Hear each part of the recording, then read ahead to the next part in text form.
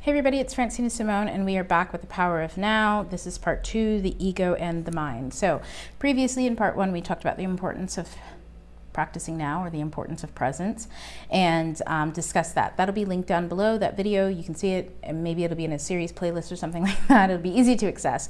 But just to recap, we are covering the book, The Power of Now, especially for my students over at the Midnight Scholar Society. Feel free to join that. Links all down below for all the information on that. But we're covering the Power of Now as a textbook for grounding.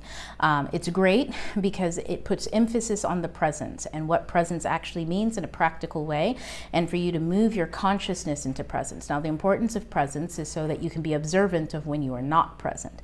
There's nothing wrong with being in the past or the future when you're reflecting or planning, unless you don't know that you're there, but you're acting as if you're present. That's where all of the psychological issues come from. That's where the inability to overcome psychological issues and the inability to even recognize that you have psychological issues come from. So we're going to move into the second part, which is the ego and the mind. I'm going to talk a little bit about the spiritual, emotional, mental, and physical aspects of that concept. And yeah, that's it. So let's go ahead and jump in. So first, let's talk about what the ego is and what the mind is. So the ego is there's nothing wrong with having an ego. An ego is healthy if you have a healthy ego. But what an ego is your purpose. That's it, your purpose. If you look at astrology or you follow along with astrology, I talk about this in the Unlocking the Astrological Houses 5 through 8. We're covering 6 tomorrow with my students at the Midnight Scholar Society.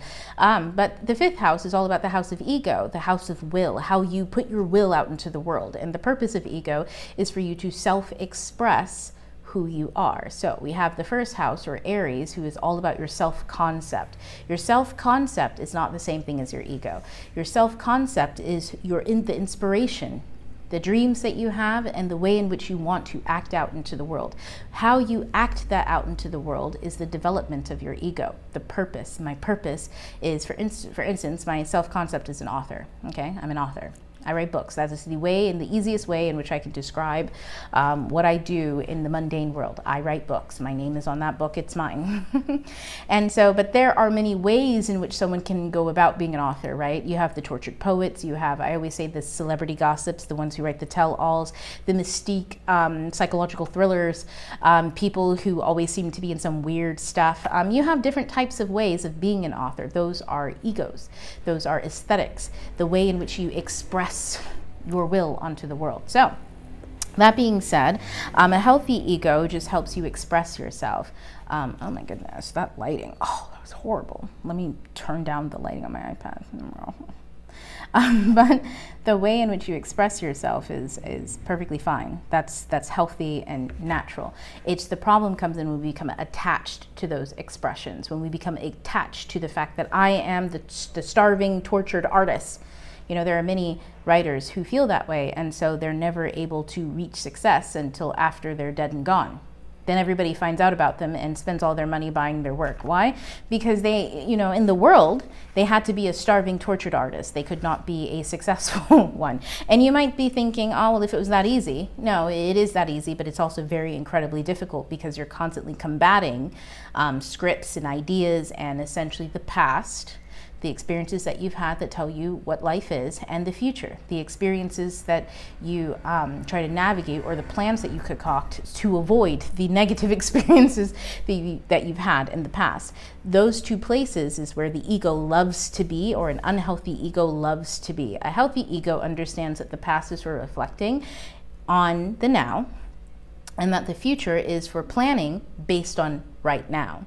And we're going to get into that. So spiritually speaking, recognizing the ego's role in creating a false sense of self is extremely important. The way we create a false sense of self is by being out of time. When your ego only exists now. Now, everything else is not ego. It's self-concept, it's psychological bearings, it's dream state, it's whatever you want to call it, but your ego cannot exist anywhere except now. When your ego tries to exist in your past, that's an illusion. When your ego tries to exist in the future, that's a projection, a projected illusion. Your ego can only exist now. That's why an unhealthy ego is one that is not present. An healthy ego wants to self-express. You cannot self-express in the past. Bitch, it's over. It's over. It's gone. You also cannot self-express in the future. You don't exist there. You don't exist there. You can't self-express in those places. So the ego is healthiest when it can express and self-express now. And that's the spiritual aspect of the ego. The emotional aspect of the ego, or how the ego-driven mind fuels negative emotions, is the ego exists now, so it does not like to suffer and it does not like pain. But those are necessary components of growth, right? Think of any type of growth that you've ever seen. For instance, a tree, a potted plant. You've got a potted plant, you grew it in a cup, and then you've got to uproot the little cup plant and put it either in the ground or into a bigger pot so that it can grow larger. If anybody has ever taken a plant out of one thing and put it into another, they weep. Oh my goodness, those plants will have you thinking that they're 2 steps away from death and death's door, because you've shocked it. You just removed it, its root system. The roots exist to resist things and to grow downwards. So as soon as you pull it up, it no longer is doing the thing that it normally does. It's panicking, it's shocked, it does not like this. And so it, you know, it cries, your plant cries a bit. I don't know if anybody's ever seen their droopy plants. I'm traumatized every time I have to repot a plant, hoping it doesn't die or it doesn't, you know, try to off itself in some wild way. But that's because the ego, or the now, is the place where you experience or interpret all of your joy, your happiness, your pain, your suffering, this, that, or the other, in a way that makes sense. In a way that makes sense. We can also interpret these emotions from a past or a future space, but that's mental anguish. Mental anguish doesn't make sense because it's not in front of you right now. But your ego, that self-expressed, think of an artist who's on stage, a singer, okay? And they're singing, everybody starts booing them. That's excruciating.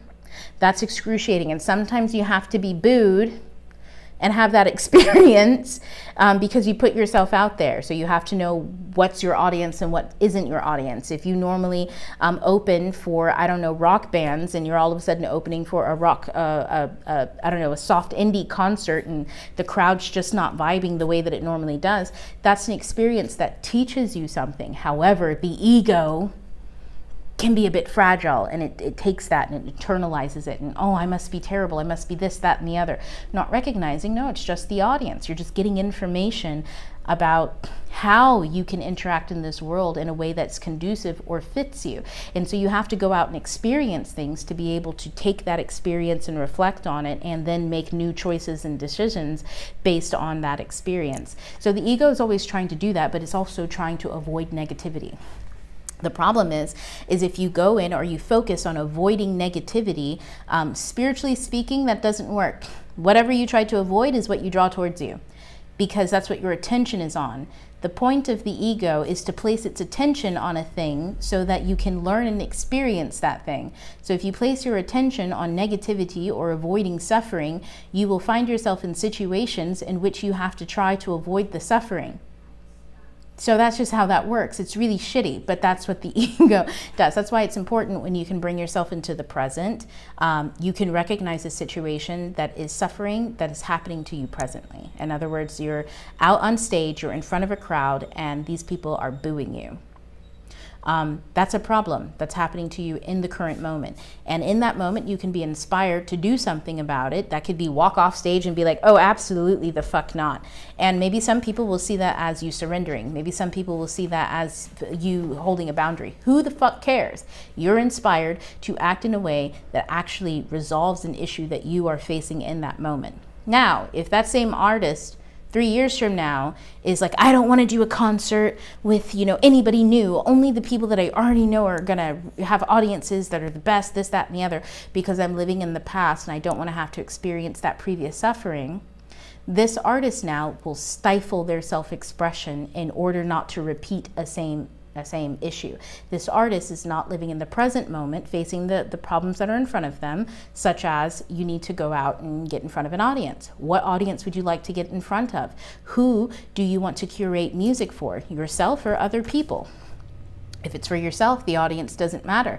If it's for other people, okay, well, then you need to figure out who those other people are going to be and be okay being an extension of a collective conscious body instead of yourself. These are all the kind of questions that you can talk to yourself about and sort through being present. But when you're running from a thing, you never have those conversations. You never have the chance to say, you know what, I'm doing this for me, so it doesn't matter, or I'm doing this for me, but I also have boundaries. You never get a chance to do all of that. Instead, you just run and you hide. And that stifles your self-expression because you're not able to do the positive things nor the negative things. So, you know, that's it on the emotional landscape. You have to be aware of the emotions that you are interacting with. Now, bringing presence to the moment helps you also recognize that the emotion that you experienced is not you. It's an emotion. I say this all the time to clients. Let's talk about a happy emotion. Pollyanna happy time is what I call her. I talk about that one to my kids. Pollyanna happy time, she'll have you eating all the candies. Oh my gosh, she'll have me eating Red 40, and I cannot do that. I am autistic, and Red 40 makes me feel like I might have like substance abuse issues. Like I'll be on the floor writhing. I will get hives and I'll be scratching everywhere, all because I had a little bit of Fun Dip. Man, specifically the red Fun Dip. The blue one doesn't bother me as much, but that Red 40 is fucked. That being said, you could be, oh my God, where was I? I started talking about Fun Dip and Red 40, and like, oh my God, the PTSD hit me and I completely lost my train of thought. But my point is that Pollyanna happy time, she's a happy emotion that enjoys fun. Everything is positive, everything is delightful. You're always chasing fun, to the point where sometimes you can chase fun into some very bad places. You can start making decisions that aren't healthy for you. For instance, no, I need to drink water, not extra soda. No, I need to go home and take a nap, not go to the next party. Those types of things. So are you happy time Pollyanna, or are you just with the emotion of happy time Pollyanna? When you recognize that you're just with that emotion, you give it a name, happy time Pollyanna, you can separate yourself from it. You're slightly detached from it. While you're having a great time now, you can also set boundaries. While you make mistakes there, you can also recognize that the mistake that you made was not stopping sooner. Not that you are the mistake. You don't internalize Pollyanna. You aren't Pollyanna happy time. That'd be crazy. Not even if your personality is really, really geeked up and high out there. You could never be Pollyanna happy time. She never turns off. It's just an emotion. So you are not your emotions. You are also not your thoughts. However, your thoughts and emotions are colored by the container that you are, meaning whatever state you are in, if you're in the past, your emotions and your thoughts will be colored by that. If you're in the future, which neither the past nor the future exist, so if you're in the future, your thoughts and your emotions will be colored by that. And because those places don't exist, they are not physical containers. The present time is the material time. You are physical and you exist, and what is in front of you is in front of you. In the past and the future, you are not a physical container, which means you can change at any moment, at any second. You could be in the past, the far past, where you were a child and some traumatic event happened to you, and just because you thought you think of it from a childlike lens, it's 10 times worse than what it actually is, and you're unable to process it. And that can wreak havoc throughout your life because you went from being a calm, cool, and collected adult to a child in 2.5 seconds dealing with an emotion, and everybody else is confused, and you're confused why nobody's validating you, and people are confused why you need validating on something that's not happening, and then miscommunication happens. So emotions and the ego, when your ego is attached to the past or the future and you get hit with an emotion, you have to take on that emotion in whatever state you are in the past or the future. And that can be extremely unpleasant, or it can be to your benefit. The difference being, you know whether you are in the past or the future because your ego exists in the present, or you don't know you're in the past and the future. If you don't know, shit's going chaotic. If you know and you are the observer, and the observer steps away from the ego to observe the past and the present, you can use emotions to your advantage. You can use your thoughts to your advantage. You can change them. You can raise the vibration of a thought or an emotion and lower it to be able to look at a situation from different angles. You can do all of that and not be completely dysregulated. So ego and presence is extremely important. Ego isn't the problem. The problem is when you don't know where your ego is. So let's look at it from a mental, we already kind of talked about that a little bit from the mental standpoint of developing and practicing a mindful and aware, a conscious awareness. When I'm talking about that observer, that's your mental fortitude, is your ability to be aware, to have consciousness of your ego, where it is. Is it in the present time? Is it in the past? Or is it in the future? When you have that level of awareness, then, like I said earlier, you can choose how to respond to situations instead of reacting to them. And then the physical aspect of, I guess the mental was techniques to observe and transcend the egoic mind. So let's talk about a technique that helps you with that. You already talked about it, but like, what can you do? So I have a spell on my channel. I think it's the channel trailer, so check that out. I'll probably link it down below. But the way that it works is, in order to figure out where you are you in the past, are you in the present, are you in the future? When you're in an emotional state, or where you are driven by your thoughts or your compulsions, inspirations that are happening or firing at you, these inspirative thoughts that then hit the emotion and then charge it, and then hit a thought and an idea and spiral it off into a rabbit hole. The way to kind of get a hold of that and to freeze and to be able to figure out where you are in time is simply to capture. One, start to recognize when you are in a negative state. If you can't tell when you're in a negative state, read The Power of Now. Read The Power of Now. This is a companion video to it, and that one's really going to help you start to figure out when you're in a negative state or not. But it is necessary to have some level of emotional awareness and awareness of thoughts and stuff like that. And if you're here, you probably already have that. So as soon as you're experiencing a type of negativity and you recognize that you're experiencing negativity, whether it's physical discomfort, mental, emotional, or spiritual discomfort, you can hold out your hand and sit with it. You want to get into a place where you're quiet and isolated by yourself. You do not want to be present with other people while you're going through turmoil. So if you can get into a place where you're by yourself and just allow yourself to sit in the energy, sit in it. All the thoughts swirling through your head, maybe it's an argument, a conversation, maybe it's a disappointment. It doesn't matter what it is. Sit with your palm open and then allow your eyes to look at the middle of your palm, and then say to yourself, if I was not thinking about this, what would I be thinking about? And then close your hand. And then you practice the 3-3-3 method. Now, The Power of Now doesn't talk about this one, so I'm just going to give it to you. It's something I picked up from somewhere else. It's not my own thing. But look at 3 things in your environment and really look at them. For instance, if I'm going to look at this, I'm not just looking at what it is and what I think it is. I'm taking in the full capacity of it. Oh, bendy, you know what I'm saying? White, shiny, all sorts of stuff. You know what I mean? I'm not even really thinking about those things. I'm just saying it out loud. But I'm taking it in.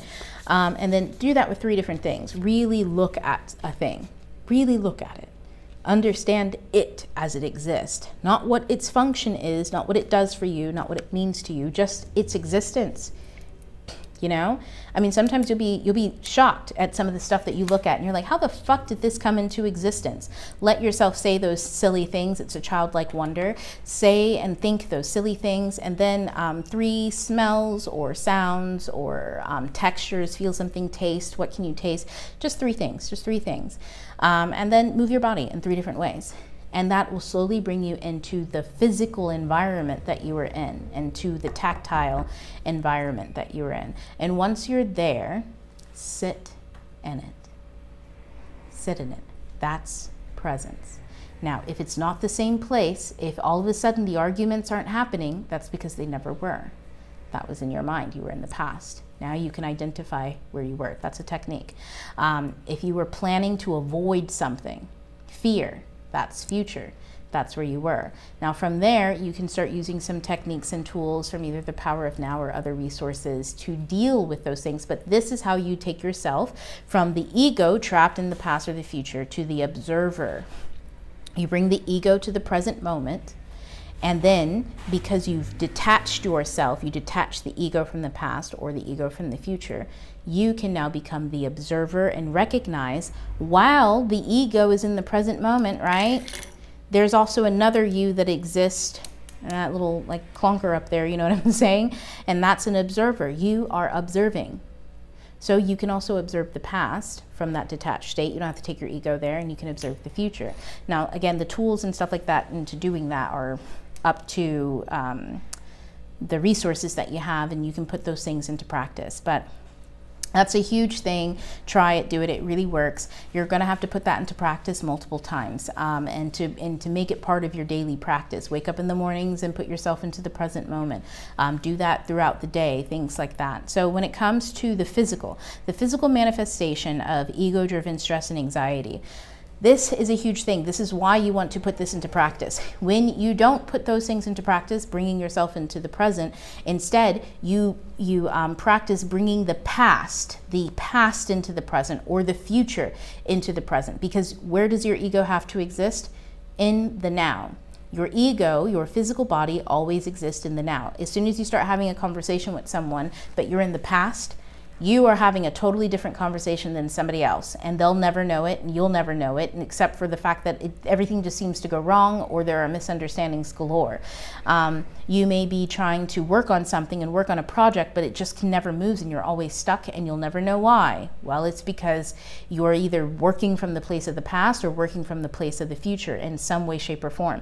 And because the ego always has to exist now, you are none the wiser that you've brought those other energies into it. When you become aware and you practice this presence, the ego can be released from those spaces and places and just be now. Your ego is a very childlike aspect. It's a very childlike self. It exists only now. Who else does besides a child?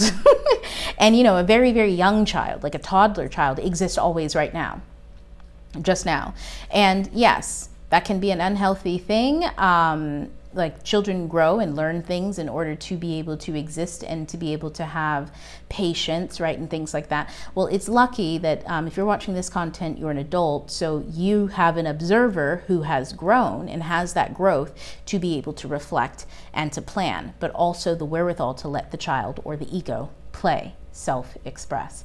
And so that's the ego and the mind and how that all kind of fits into the present time and space. If you have questions, leave them in the comments, and I'll definitely make other videos or podcast episodes answering these types of questions, because a lot of this stuff is pretty dense. Of course, as I always say, please read The Power of Now. This is not a substitute for reading it, because I'm not regurgitating anything from that book. I'm just giving other perspectives on these concepts.